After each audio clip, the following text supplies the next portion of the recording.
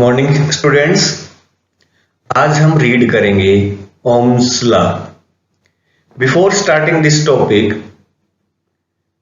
you remember that the flow rate of charge is known as current and charge flows from higher potential to lower potential। कहने का मतलब दो चीज confirm है हमारे पास कि चार्ज कब फ्लो करेगा, जब एक एंड पे हायर पोटेंशियल, एक तरफ क्या हो, लो पोटेंशियल। और नंबर सेकंड कि जो फ्लो रेट होता है, जिस रेट से चार्ज फ्लो करेगा, उसको हम करंट कहेंगे। तो करंट और पोटेंशियल में कुछ ना कुछ रिलेशन तो होना चाहिए। वो रिलेशन क्या है? वो ओम्स लॉ है। चलिए, सी दिस फिगर। जितना हाई वोल्टेज होगा, चार्ज कहां से कहां फ्लो करेगा? Higher potential to lower potential. ठीक है, ये आपको बीच में कुछ रेजिस्टेंस दिख रहा है। चार्ज फ्लो कर रहा है high potential to lower potential. Okay, और जितनी अमाउंट ऑफ चार्ज फ्लो कर रहा है वो करंट है। तो हम कह सकते हैं कि जो करंट होगा वो अप्लाइड वोल्टेज पे डिपेंड करेगा।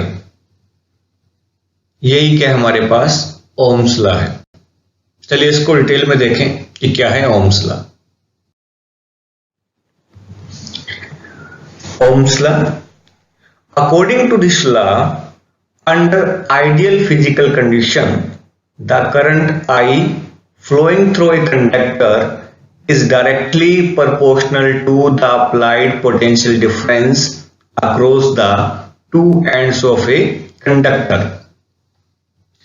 फिजिकल कंडीशन में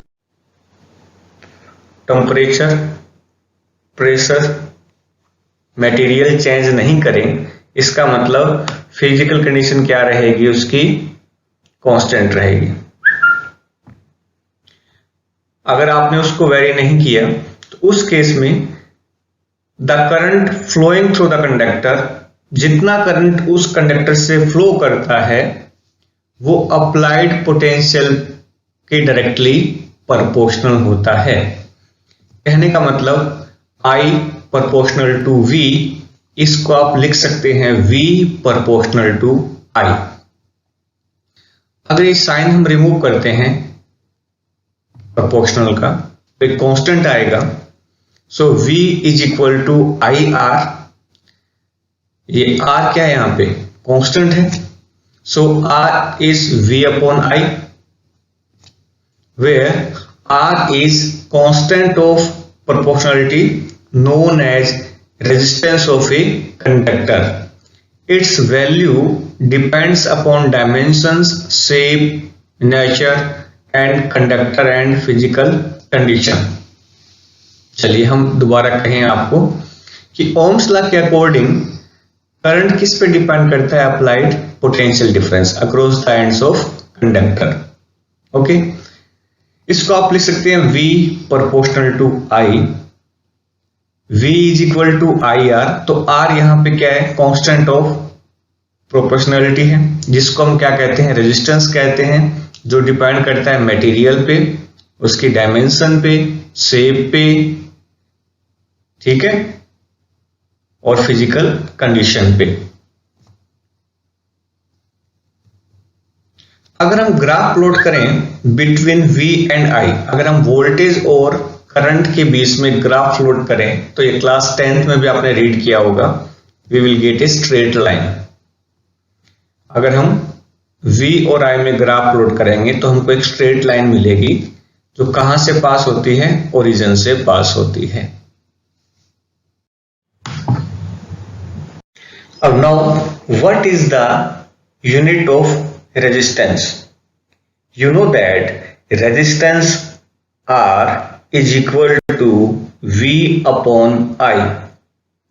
जो रेजिस्टेंस का फॉर्मूला आपने रीड किया अभी तक, वो है R is equal to V upon I। V यहां पे पोटेंशियल है, I यहां पे करंट है। सो unit of resistance will be volt upon ampere, जिसको हम कहते हैं ओम.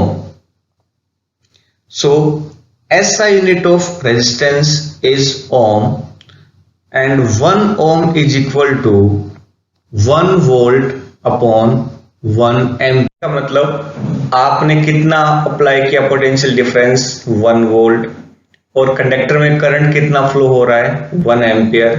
तो we can say that the resistance of this conductor is 1 ohm. So here 1 ohm is the resistance of a conductor through which current of 1 ampere flows when potential difference of 1 volt is applied across it. चलिए, कुछ device क्या होती हैं Ohm's law को ओबे करते हैं, कुछ नहीं करती. तो जो डिवाइस ओम्स लॉ को ओबे करेंगी उनको हम कहते हैं ओमिक डिवाइसेस, और जो रेजिस्टेंस करते हैं उसको हम कहते हैं ohmic resistance. So ohmic resistance R those which obey Ohm's law and VI graph be a straight line. For example, all metals. Next topic is cause of resistance. क्या reason होता है किसी भी कंडक्टर में रेजिस्टेंस का? आपने read किया कि जब करंट फ्लो करता है तो फ्री इलेक्ट्रॉन्स मूव करते हैं वन एंड से अदर एंड, लेकिन जो पॉजिटिव आयंस होते हैं, जो एटम्स होते हैं, वो वाइब्रेट करते हैं, वो रेस्ट में रहते हैं. आयंस रेस्ट में रहेंगे या पॉजिटिव आयंस क्या करेंगे, वाइब्रेट करेंगे.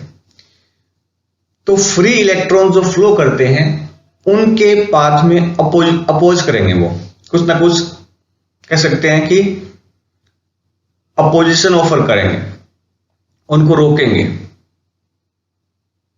या उनकी फ्लो में कुछ ना कुछ डिस्टरबेंस क्रिएट करेंगे. वो ही क्या होता है किसी कंडक्टर का resistance. When a potential difference is applied across a conductor and electric field is set up across its two end. Due to this the free electrons gets accelerated towards positive ions. As the electron move, they collide against the vibrating ions and atoms, and their motion is thus opposed. The opposition offered by the vibrating ions and atoms is termed as resistance of a conductor. So in short, we can say that it is the property by virtue of which a conductor opposes the flow of charge through it. ये आपने पहले read किया था, बताया था आप लोगों को कि जब भी पोटेंशियल डिफरेंस अप्लाई करेंगे चार्ज फ्लो करेंगे, और जब चार्ज फ्लो करेंगे तो उनके फ्लो में अपोजिशन कौन प्रोड्यूस करेगा, वाइब्रेटिंग आयंस और atoms.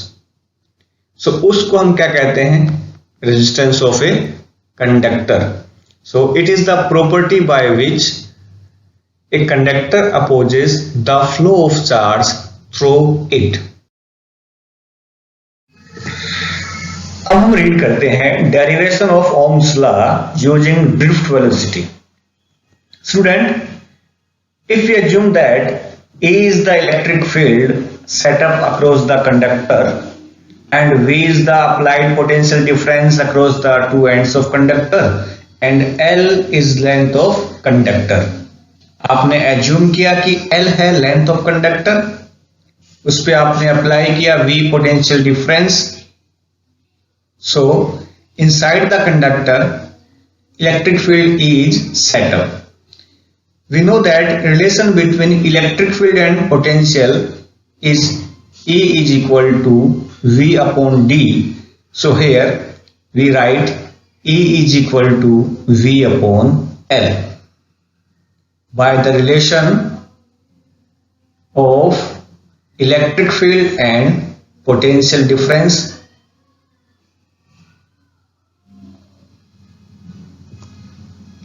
And we also know that the relation between current and drift velocity is I is equal to NEA VD. ये जो VD है इसकी वैल्यू होती है VD is equal to E capital E tau divide by M। ये आपने place कर दी इस VD के प्लेस पे, यानी आपने VD को रिप्लेस कर दिया इस वैल्यू से। तो क्या आया ANE वैसा का वैसा, और ये आगे वैल्यू किसके रखी आपने VD की वैल्यू पुट कर दी। तो E इंटू ई कितना होगा E स्क्वायर, ठीक है, जिसको आप लिख सकते हैं ANE स्क्वायर E टो बार divide by M। But E की वैल्यू क्या है V upon L, so we can write I is equal to ANE square V, E की वैल्यू पुट की V upon L tau divide by M। Again we write I upon V will be ANE square tau divided by ML. So V upon I will be ML NA square tau bar, और V upon I क्या होता है R होता है। So it is expression for resistance for a given conductor, where M is the mass of electron, L is length of conductor, A is the area of cross section of conductor, N is number of free electron per unit volume, A is the charge of conductor, charge of electron, tau is relaxation time। But इसमें M और E तो constant है, so we can say that R depends upon length, R depends upon area, R depends upon free electrons, so it is depends upon nature of material, tau bar depend on temperature, so R depends upon length, area, nature of material and temperature. So this is expression for resistance, or we can say that this is Ohm's law.